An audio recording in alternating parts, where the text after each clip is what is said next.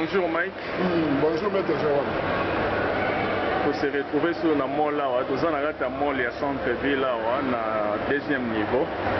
Et sur la lombango sur la puisque la situation est qui grave, tout le monde il y a finalisation, il y a accord.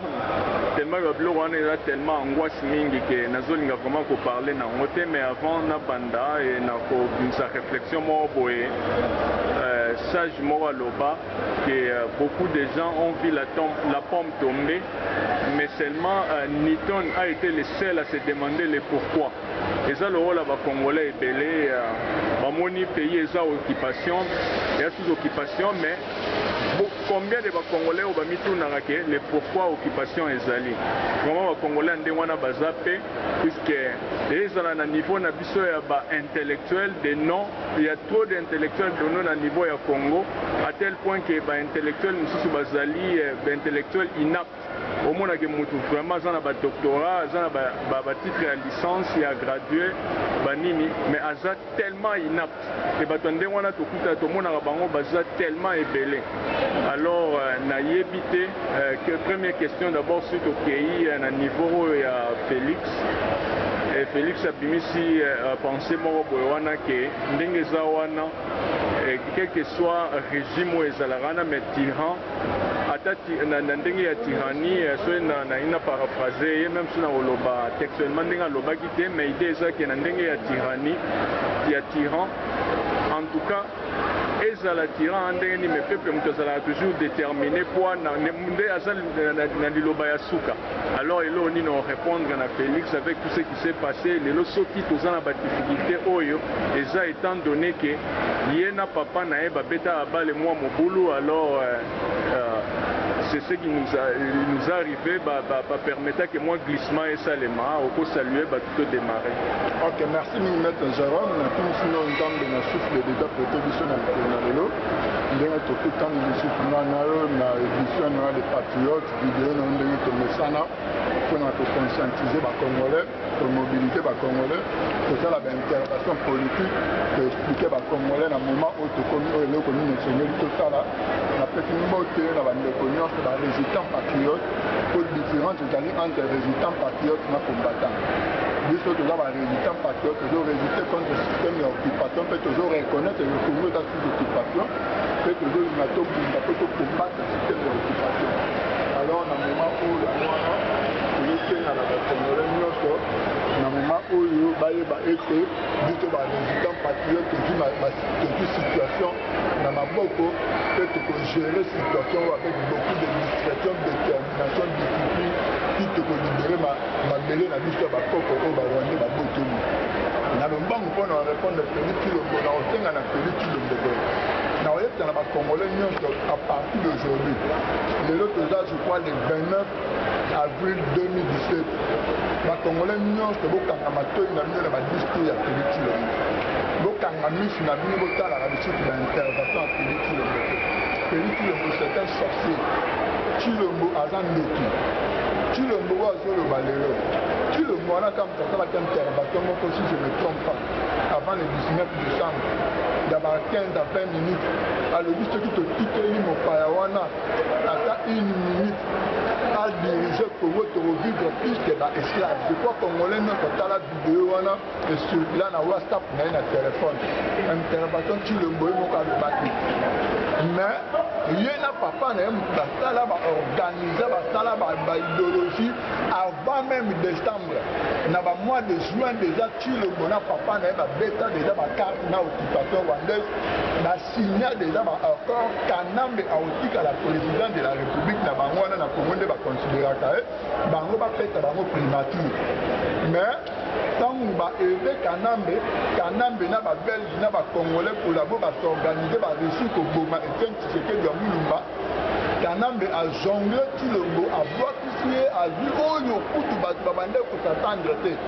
Bazi Bruno Tshibala batie premier ministre après avoir ko benyana sami ba dibanga kaka na 4 mois ya pamba na primature. Un illettré, un bololé zoba ikeli Kanambe wa kota na Congo na bota ba jardinier tala ndenga to sakana ba soi-disant intellectuel. Yango wana na osenga na bino peuple congolais boyo ka alitu Félix Tshisekedi.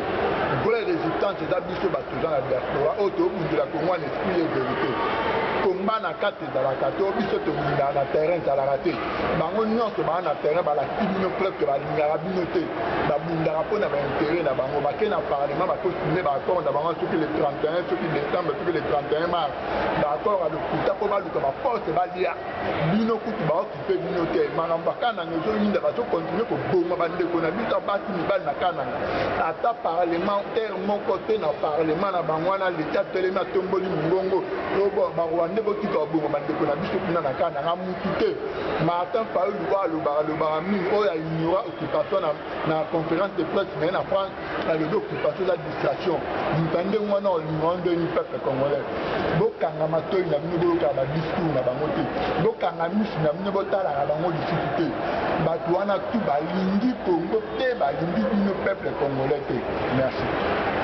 Merci, monsieur. Toké na étude comparative, tout le monde le fait que Félix Chilombona papa nae paix à son âme, ba mema bateau na dialogue 10 jours avant fin ya mandat ya Kanambe on va considérer le président si bien qu'aza occupant. C'est de là où lelo Félix a tiré pour distraire le peuple congolais avec attitude naïe, puisque Bango Moutouba Sala par tous les moyens que Kanambe a glissé. Un étranger, un occupant a glissé. Il faut s'attendre à la conséquence, les gens vont payer au Bango Basema et na koseme wana et emporter Papa Tshisekedi, basali complicité, ba éliminer. Et Félix Aza vivant, les gens vont subir. Et puis Bablo wana ndenge za wana so que au-delà ya ba analyse au monde que non ça scénario mo baza au sala juste que bomata pour que Kanambe atika ko régner le rôle mokonzi na bango le rôle prince besipa roi na Congo. Les deux sont en commentaire au sala avant que la deuxième question. Maître Zoran, mon situation à Congo parce que le peuple congolais se comprend.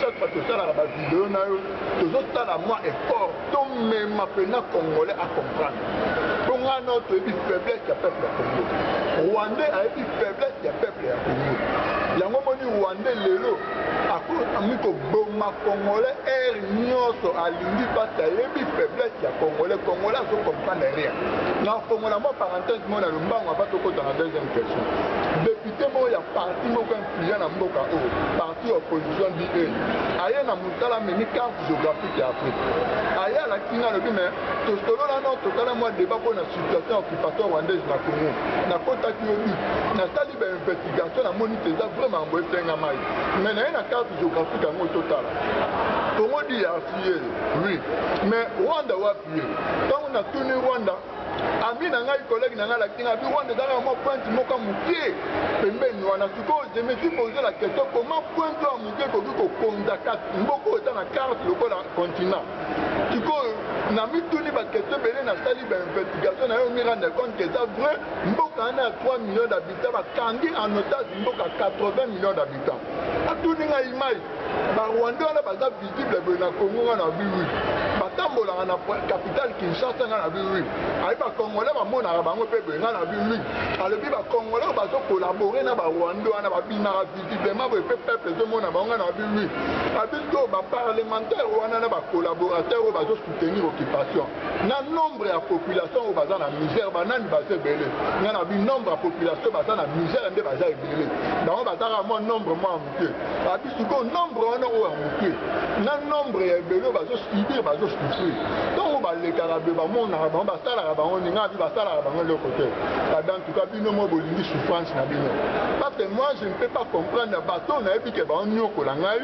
ba on dem di bazali à la base ya malheur na na mona ba on peut ba de kabi na sala rien au moment na ebi ke biso de la majorité ba on ba dans un groupe moi ba individu am te ba kangi mboka mo banotage na to bando boma ba on moko mo na bi bien voilà et loko biso to lança ka meta chaque jour ba mende ba Zakari ba kinke mulumba ba tuana nyonso ba obe minako ndenge ba lekara na Kinshasa na ba quartier ko luka ba makangu na bango que du peuple na biso ba bande ko comprendre ba kangé ma toyi na ba ba discours ya mensonge o ba parlementaire wana na ba faux politicien ba na Congo ba kota ba na ba base mais banyaka banda ko éliminer bango moko moko mais ce basala yango te c'est pas que peuple na biso baza na problème ya compréhension peuple na biso baza na problème ya raisonnement peuple na biso baza na problème ya réflexion euti likolo ekitiki na population ya se yango bazo comprendre te.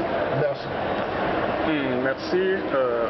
Suite à la deuxième question, tout le monde qui papa Honoré Ngwanda président et Pareco, président de Pareco, a lobby a lancé défi monnaie à politiciens étant donné que Monseigneur Wana na tribune des Nations Unies a démontré que les institutions sont illégales na Congo.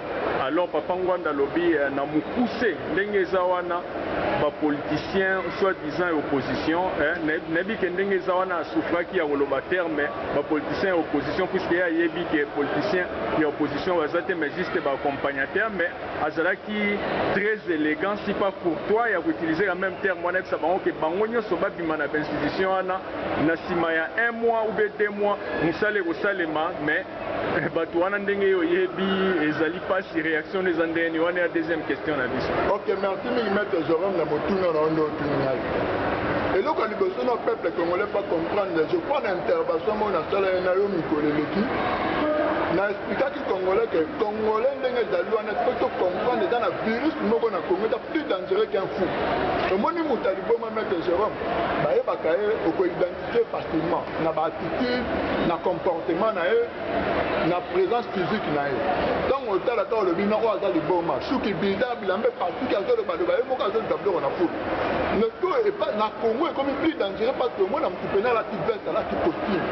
Azo tambola la petite tapate tupena la télé le bimo ba. Mais si on peut être à 10 minutes, ok, m'ambasser le baussin du tout.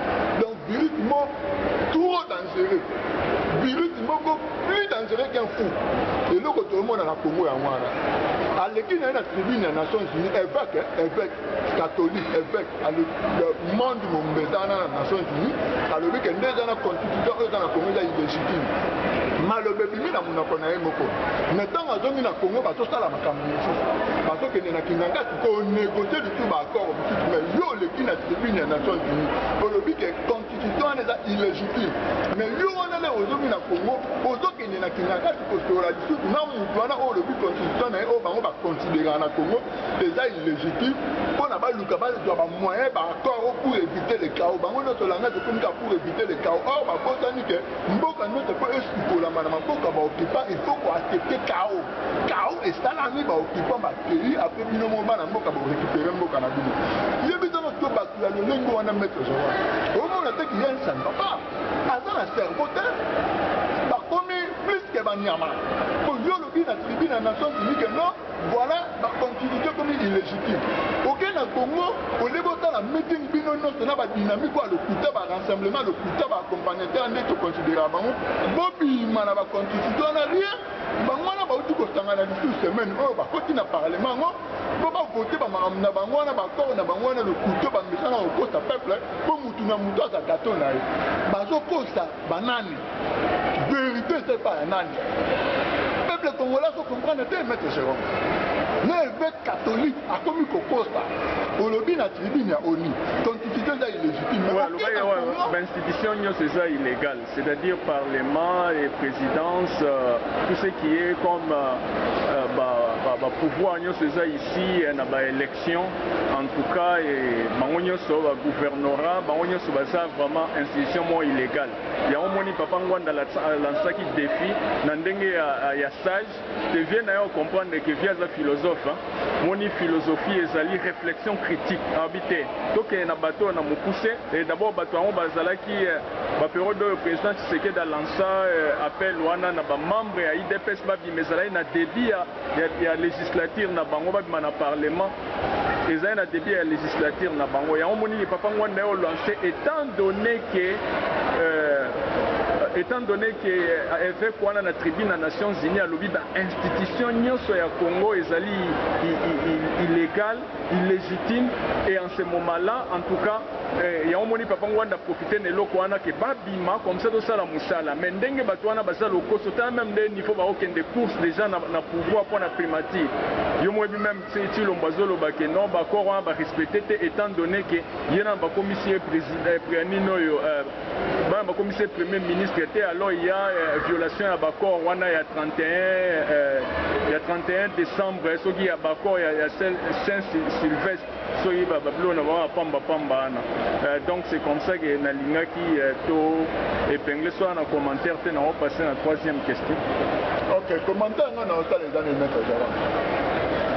Félix Tshilombo, Martin Fayulu, Olivier Kamitata, Joseph Olengankot,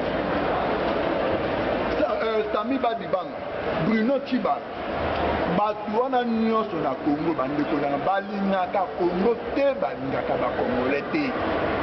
Tala mutu momba bakundi papa na na Belgique bien surtout na ka comme premier ministre na Congo. C'est ça normal. Ayebi ke batu bakomi papa na eza Rwanda oyo akei botala no mutu wa Félix le moment zéro aketi na Congo Brazzaville koluka bien osumbe de satunge a aidé à comme kanambe lettre pour atteindre premier ministre était Tshilombo pas comme premier ministre na Congo pas traverser na Congo Brazzaville bien osumba comme la lettre na bien osumbe zo lekela azotala bime ba Congolais baza batu to baza ba nyama comment yo koye pa na comme la lettre pour ne bumba mais la Rwanda il était côté na Congo na porte la jardinier votre premier ministre yo pokatisa na Brazzaville yo osumba komelo lete yango na bi mettre zéro Congolais dans la virus moza plus dangereux qu'un fou à la veste à la cravate mokoto mais marambo tout ça au tali osimbi mutu. Merci. Troisième question ezali question moi juste à moke tota kolanda lisanga bonganga yazalaki na rassemblement ndenge session esalemaki wana elle Tshilombo na elle Joseph Olengankoi et consort et alors ndenge ka bon ba welela ba poste balingaka toujours ba poste omoni ndenge eza boye en terme en matière ya science politique babenga yango éclipse politique. Na expliqué au moins éclipse politique ezali nini ezali situation oyo un politicien a se retrouver avant mandat nae ou après avoir avant à entrer dans fonction ou bien après avoir perdre ma fonction politique nae si ko période wana ya galère wana ou bien période ya inaction wana ya ba bengango éclipse politique mais si on a niveau ya ba congolais en tout cas eloko wana ba kokaka yango te ya mona ke ba se prostituer facilement do moni même bisanga nganga akekuna akomi na Joseph Olengankoi et puis tout le monde même na ba image ake ko signer bakor na bango wana et puis akomo benga siko rassemblement elle wana kuna ezali ya Katumbi alors na inete osala un peu parallélisme entre les deux rassemblements nebi kenyo sezana ba aventure mais oki ko parler sur le rassemblement ya Katumbi ezali elle ya ba Félix Tshilombo. OK, merci mille maître même sur tali ba on a parlement dernièrement ba ko signer ba encore na bangwana Félix Tshilombo na groupe na ba rassemblement na yetu ben fait catholique ba bi ba empêcher ba comme on est là on a congolais pas comprendre le comment rassemblement c'est un coup geste ba wana nyonso patron na bango a Jaresh le rassemblement dans les partis ya Hippolyte Kanambe rassemblement Kanambe muta contre la Karano na moi ba na ba base na bango ba Martin Fayulu tala na mutu mombaza na vocation mo politique te mutu wa Martin Fayulu yo tala za même politique bo bunda mo comme président de la République mo tala politique a poyo soutenir abaki Martin Fayulu donc ndenga dana STD na ye wana donc ezanga ana vision politique te vocation politique na ye banité vocation politique nezani Martin Fayulu Franck Dio botelemi bokundi bogangangi apona nani Moïse Katumbi est-ce ça normal? Et ça normal. Comment on a mis à souffrir dans l'occupation rwandaise? Tu peux pas l'occupation rwandaise, doit dans l'occupation zambienne, est-ce ça normal? C'est ça normal. Tu peux pas tuer le même moi la mettre. L'histoire bonganga yo quand il venait denga zana ba toro ya zo kinana est à tout monde appelle un intérêt à peuple congolais la katwa. Intérêt congolais dans la katwa na te mettre bango to ba lukaka intérêt na bango. Ndongo na na ma famille na wana muke azo bati na tous les 11 régions à Congo, dans tous les 24 communes à Kinshasa tambo na ba garde du corps ba dit. Puis congolais li ya mwana.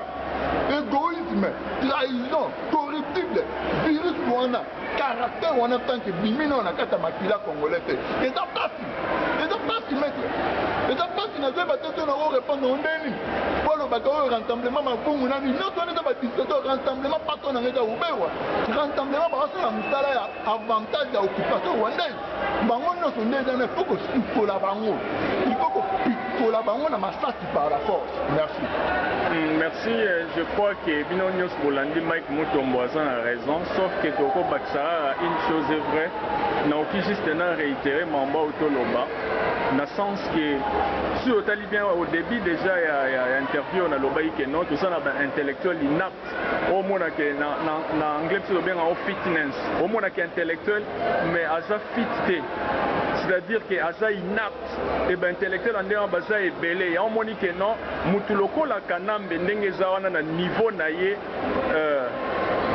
azui soi-disant professeur, soi-disant docteur, licencié, tout ce que beaucoup amené comme parchemin, si pas diplôme, si pas titre, azui batouana et après quelques années, Kanambe a eu na interview télévisé, soi-disant que Ndengeza Boye vraiment a moni mutu oyo a convaincre était na batunyo so oyo. Tala yo mo niveau oyo un illettré, ce qui a 20 carats, ce qui degré mo boyani nezali mais a réduit les intellectuels et puis intellectuels oyo intellectuels inaptes baso continuer toujours à se prostituer qu'à tel enseigne qu'à l'objet à mon atteint même pas 15 personnes, je crois, réduisant même à 5 si je ne m'abuse, qui est à mon IPT. Est-ce que vous comprenez? Depuis, il y a un peu qui s'est que au moins dans tout ça, il faut comprendre le langage de Nzambe. Nzambe n'est pas boyé, attangi sibiso et aleki sibiso et loko moi boy pas comprendre mais malheureusement les Congolais va comprendre até. Puisque azui quoi Congolais n'est pas boyé tout le monde a keto yebi et belé. Congolais nous sommes coutinés à yebi. Il y a un pays à battre yebi, bon Nzambe azui pas comprendre biso azui un illettré aye a commissaire président pour les Congolais et puis il est en train d'ignorer l'intellectuel au bassin au Congo. Mais les lois se justifient, il y a ceux qui ont commenté, vraiment avec beaucoup d'amertume, c'est vraiment débéquetant et ça vraiment horripilant puisque vraiment c'est vraiment du foutaise et du bouillabaisse. Dans le banc vraiment ndengana. Oui, il n'y a pas si mini mettre ce nom. Il n'y a pas si vous mettez un nom à beaucoup de gens. Il n'y a pas si on a remettre à beaucoup de regrets. C'est regrettable. Voilà, peuple congolais. Ils sont dans la diaspora, ils sont dans la Congo. Na Congo, ba docteur wana na ba professeur wana, ba maître, ba avocat, ba ngona note ba diplôme na bango za faux. Bon considérer en licité. Ba maël était ba français belon ba français dans langue yo to lengo komi ko lo ba ngo komi ko s'exprimer bien. Ko lo ba français da ko la maël était. Ba da ba soba ba da maël était. Comment il est ko dans la famille tibilo ba professeur belé na ba toute académique ko tondu na ngo to ba du doctorat to bi 5 to combien je ne sais pas. Non, jusque-là, on a mon mouta convaincre. Il était le roi il pollue mais même 6e primaire, il a commenté. Chauffeur taximène en Tanzanie. Avant de dire que tata mi demandé, on a dit que jusqu'à l'heure, non, on a mon mouta convaincre. Il y a 5 personnes de présenter. Non, on a mon mouta convaincre. Bololé le col à Kanambe. Zoba. Il est très nyangala kata bololé. Kanambe pena bololé pena on a évité cerveau na eso dans na moi ndambu ya crachat na kata cerveau na o ya rien donc azolo bana congolais ndengona mais ni occasion ni mona pena yo mo client ça ne va pas il y a un problème sérieux na Congo après libération des présidents na ngalo ba ya pareko to za la mustala munene tala ya cerveau c'est pas normal. Comment il est qu'on est dans les Congolais que non, on a mon image à convaincre. Quand on a déjà eu mon mouton, le Henri Mobasaka, on a dit que Kanam va comme Naraz a retraité. Mais merci. Merci vraiment, Ezali Passi. Et puis, Tomo Chité, petit à petit. Tokende d'abord na politique internationale sikoyo oyebi vraiment à la des jours ezaba élection na France et toke na deuxième tour toza na Marine Le Pen et puis na Macron. Mais ce que tolingaki seulement to pesa ba commentaire na biso et d'abord observation critique mo ezali wana avant na poser my question ezali que observation critique ezali que il y a des campagnes, il y a des gens qui sont congolais, ils ont une analyse, il y a des campagnes, il y a des interviews, des débats contradictoires. Mais moi, ce qui m'a beaucoup intéressé, c'est phrase au Marine Le Pen à l'Obaki. Marine Le Pen à l'Obi en tout cas, a besoin à libérer France. France est en maboko ya ba français, étant donné que ndenge zaliwana baza déjà victime ya mondialisation sauvage, si pas brutale. Sur un niveau déjà ya France déjà bazolo bandenge na boka neti sikoyo ba pays locaux la ba Congo. C'est que ba exploiter biso vraiment à plate couture to ana eloko kolobate. Ce qui déjà Marine Le Pen a besoin ezonga ndenge yana kezonga na maboko ya ba français ya wa mibenga candidate moko boye candidate du peuple a mibenga ye moko ndenge zawana véritable patriote quand neti sikoyo ya Congo. Alors eloko ngato senga ezali ke ba congolais ya France va comprendre ba enjeu oyo va voter pour la Marine Le Pen puisque toza ko se retrouver en face il y a deux candidats moko azawana pour à protéger ba intérêt ya ba lobbyiste Macron et tout comme ça pour va continuer toujours ko détruire si pas ko dévaster Afrique et moko azawana pour à sauvegarder intérêt ya ba français et puis politique internationale comme telle à s'en occuper nango mais kozala vraiment ya sauvageté par rapport à Macron. Alors point de vue na ezani. Ok, merci Maître Jérôme. Puis Nathalie, dans l'analyse pour Emmanuel Macron, le lobby basa derrière, na Marine Le Pen.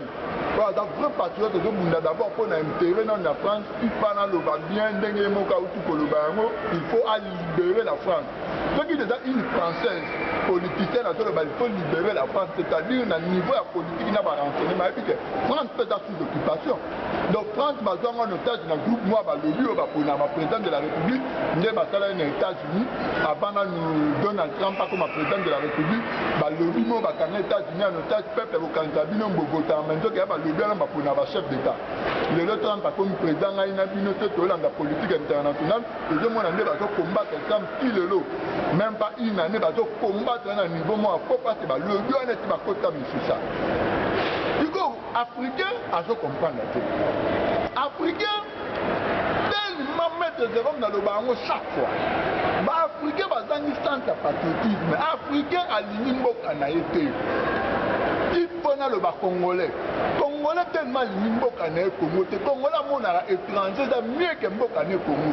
L'Amor Rwandais, le loi, il a comme une milliardaire. Moutouloua a joué Kanambe Seleman. A Tongi Hôtel Nambana, il a comme une milliardaire joué. Nata Mouké milliardaire, mais Congolais doit préférer bâtir le bon billet qu'on va en France. Manque de patriotisme, les Rwandais a comme une milliardaire. A dit, ah, Mboka Ngoto Bimtaba Miendo, Naotimana Mboka Ngoto Naotingama, comme ça, Bolo, là, professeur, là, docteur, na ba corrompre ba ngana mbongo na zoyi ba na ba belé na bango ngana osenga na ba congolais ndeko na nga moi ça dans la France a combien nga message a dit non voilà c'est Marie Le Pen a dit ba okata mbongo ya social ya bana ngana bi ah donc yo ndongo zana yo studine za ko kota bana belé to social le kuta bana et puis les kamambongo ngo social les zo panda mabala somo na niveau ya Europe batina mibali ba zo kabwa na likola mbongo social ya bana na Europe mabala zo panda na comportement non yande wana ngana ebité mais non yo zo répondre na ebe pas que majorité na bino ti ba congolais boza na niveau France bozo comprendre te tellement beaucoup ka kota la ba analyse yango wana bozo mona na Marine Le Pen za raciste po bozo la ba média mensonge bazo le ba na za raciste mais bozo za ta ko la ndate Marine Le Pen azo le ba nini vision na yeza nini po na Afrique et puis la France. Il y a un système de patriote. Il y a un France dans système de lobby. Il y a charge de France. Il y a un parce qu'il y a un problème dans l'Afrique. L'Afrique va zonga na bamboka na bango. Et le point na za ko appuyer ngana maître Jérôme. Balingi ba sa stabilité en Afrique. L'Afrique est comme stable. La guerre est là pas que ba tu ba créer la guerre et ba lobby wana o balingi ba ta Emmanuel Macron comme président remplacer François Hollande.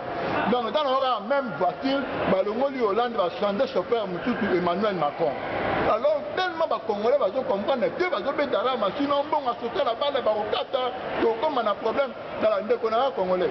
Rwanda est ma cambéta les Nations Unies, la France. Marine Le Pen a obéi à la moutouté en France.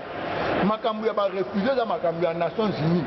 Bamboka na ba cité d'état tourna au ni que bandima ba refuser pour na ba guerre au ba créer ba mon Afrique ndenge ba zo boma ba vrai patriote na Afrique ba tara ba na bango ba zo créer ka ba guerre alors on a aussi un avis notre tout n'a vu que ça il faut comprendre ma nation expliquer nous la minute bon voter Marine Le Pen à ça la vision à côté stabilité en Afrique à ça la vision africaine comme stable africaine nous dans la France à zone en Mboka na à Tonga Mboka na en Afrique. Merci. Merci, je crois que les patriotes Mike Mutombo lobby en haut.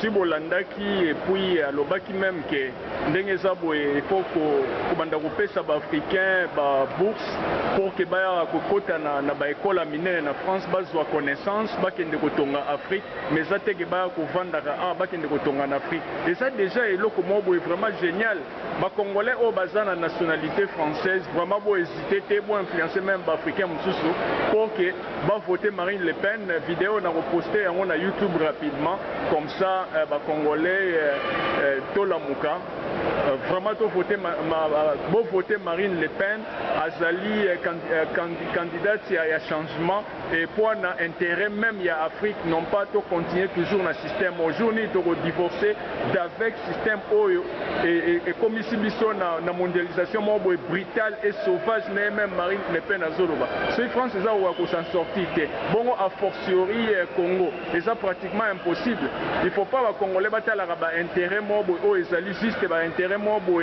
ezali présent mais batala ba intérêt mo ezali lointain ba mona que non ndenge za bo sur Marine Le Pen aye à combattre système o ezala ke nino yo ba congolais pelé ba banda ko traverser ba banda ko kende na ba Europe ba banda ko sala immigration na c'est ça il y a un moment que tu perds de la grande majorité il y a des filles qui sont au théâtre qui sont vraiment ébélées qui sont au Katisa na bamai au monde nyonso wana pe congolais zo traverser au monde na loko la poto nini ezalo wa paradis c'est comme ça que tomber ba victime vraiment eza mawatro n'était sur les patriotes mutombo ozana Soro saluer Batou comme ça, tout cas ta émission, on a salué en passant le président et Apareko, on a salué tous les vrais patriotes. Oyo Baza partout dans le monde sans pour autant citer Combo et merci aux gens à la parole. Ok, merci Maître Jérôme. Dans le 2017, on a une intervention politique, voire même que ça a révélation tellement spirituelle. Alors pour nous, saluer on a une parenthèse, on a le manque, on a une minute de piquer pour les Congolais comprendre. Les Congolais à Mibal. Dans 4 points globe, même en 4 Afrique du Sud.